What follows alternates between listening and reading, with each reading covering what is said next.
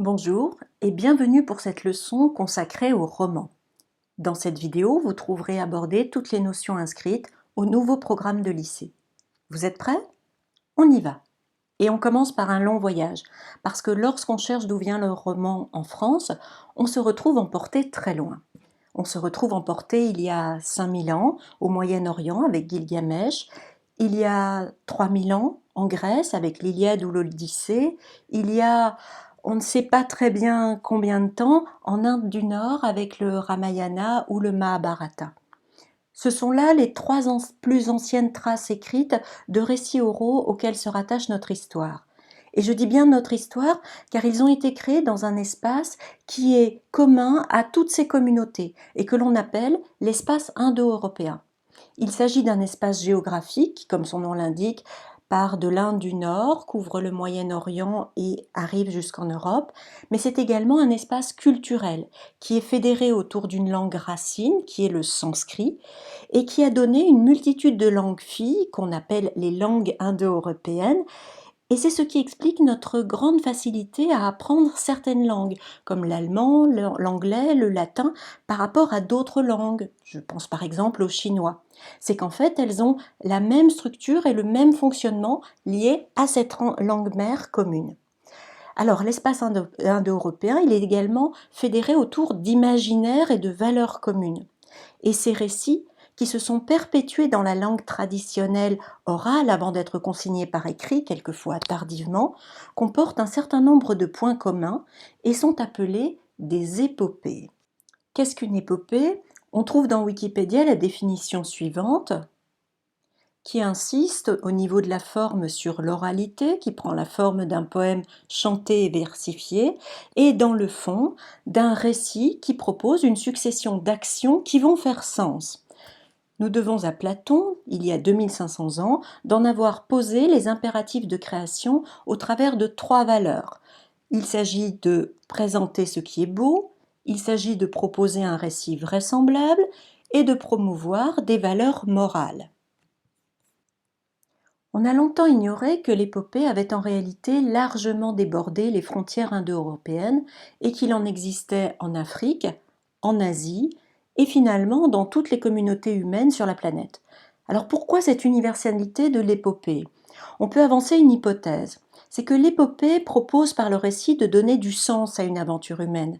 Là où la vie réelle apparaît souvent comme pleine de hasard, d'incertitude et d'injustice, l'épopée donne de la vie de ses héros une image rassurante parce que faisant sens en voyant triompher ce qui est bon et bien. Souvent inspirée des faits réels, l'épopée les sublime, les réorganise et leur donne une valeur d'exemple à suivre, de modèle à égaler. C'est en fait le premier outil de pédagogie et de morale. Les contes, que l'on retrouve aussi partout sur la surface du globe, partagent cette fonction pédagogique derrière leur côté divertissant, mais sans l'élément épique et guerrier. Pourquoi avoir longtemps ignoré les épopées qui n'étaient pas issues de notre monde indo-européen? Parce que l'on n'en avait pas de traces écrites. Notez les dates tardives des transcriptions des textes qui vous sont ici donnés en exemple. C'est l'une des difficultés lorsque l'on fait des recherches en histoire littéraire comme en histoire tout court. Pour qu'un sujet existe, il en faut des traces matérielles. Or, l'essentiel de la culture verbale des hommes est orale, elle ne laisse pas de traces. N'oublions jamais que l'écriture est une production tardive, servant de relais à la mémoire humaine, mais que beaucoup de sociétés s'en sont passées, ce qui ne veut pas dire qu'elles n'ont pas développé une culture riche. Or souvent, dans une approche ethnocentrée, nous négligeons ce qui n'est pas notre ordinaire, ce qui nous a conduit à négliger toute la culture française antérieure à l'imprimerie, mais également de nombreuses cultures étrangères. Ce préambule étant posé, revenons au récit français qui s'inscrit parfaitement, vous allez le constater, dans la tradition universelle de l'épopée. Notre épopée, c'est la chanson de geste, un récit dont les traces écrites les plus anciennes datent du XIe siècle. Elle se présentait sous la forme d'un récit chanté, en langue versifiée, ce qui en facilitait la mémorisation. Par le terme geste, il faut comprendre des actions héroïques, et c'est bien ce que racontent ces récits. Des actions guerrières extraordinaires du héros dans le cadre familier du Moyen Âge, traversé par la lutte contre les morts. Ce qu'on appelle le roman aujourd'hui va être en fait le résultat d'une hybridation entre trois choses.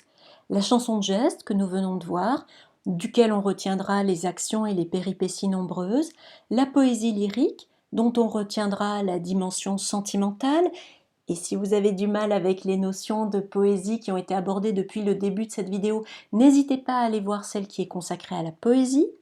Et enfin, la matière de Bretagne, de France ou de Rome, qui désigne un corpus de récits emprunté à l'histoire ou aux récits merveilleux de la légende arthurienne et dont l'élément commun est la forte dimension imaginaire. Ceci donnera lieu donc à une forme écrite, et cette dimension écrite va, dès le départ, la singulariser par rapport à l'épopée et au conte, qui étaient des traditions orales relevant d'une pratique collective. Le roman, lui, en tant que forme écrite, va s'imposer comme une pratique individuelle du lecteur, ce qui est radicalement différent et nouveau.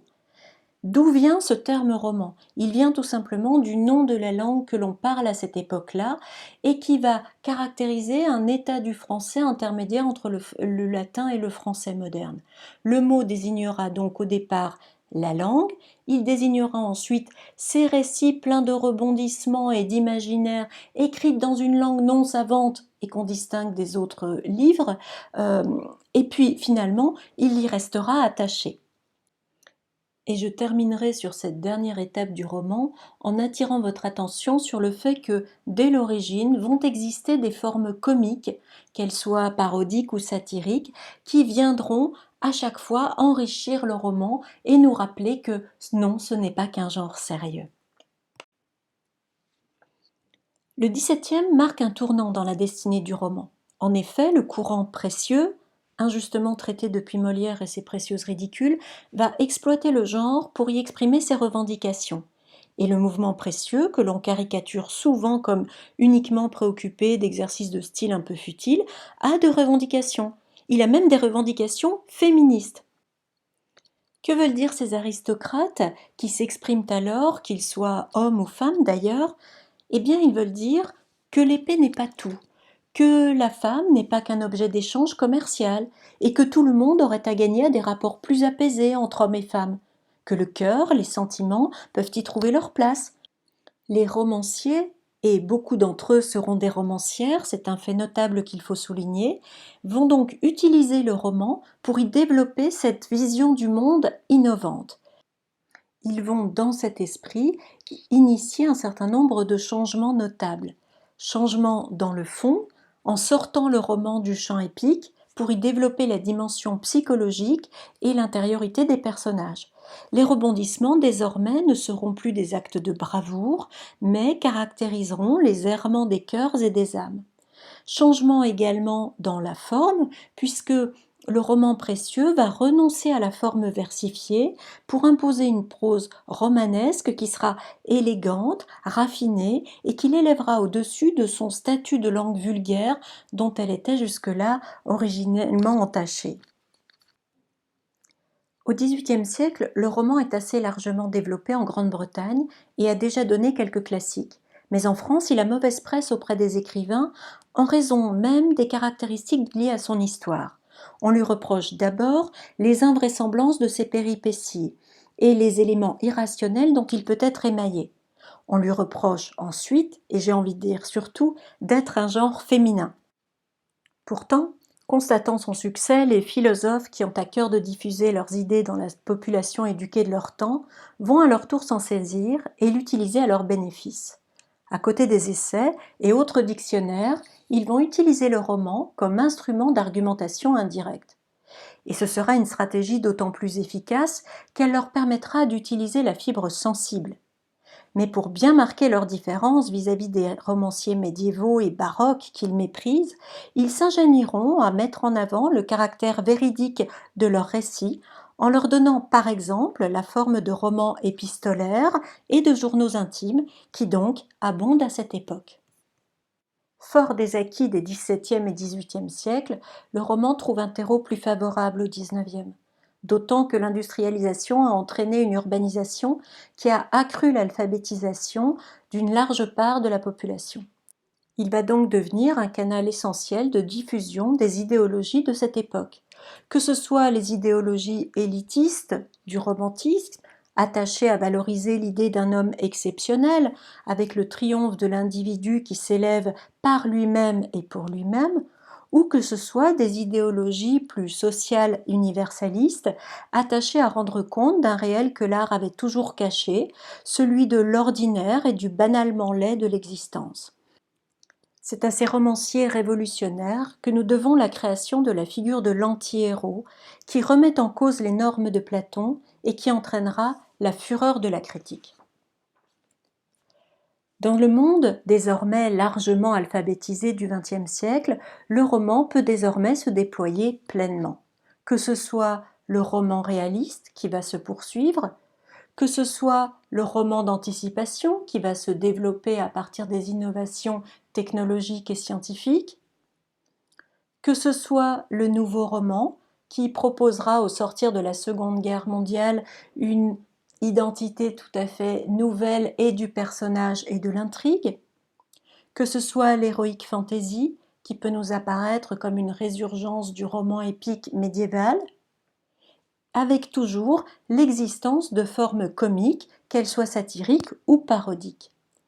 On a donc des genres qui émergent, qui se mêlent à des genres qui préexistaient, mais qui tous vont avoir en commun, toujours, de proposer au lecteur leur vision du monde et du destin des individus.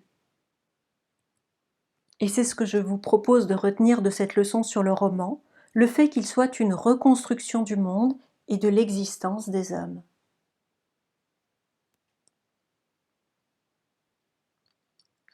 Voilà, j'espère que cette vidéo vous aura aidé à y voir plus clair. Je vous remercie et je vous dis à bientôt.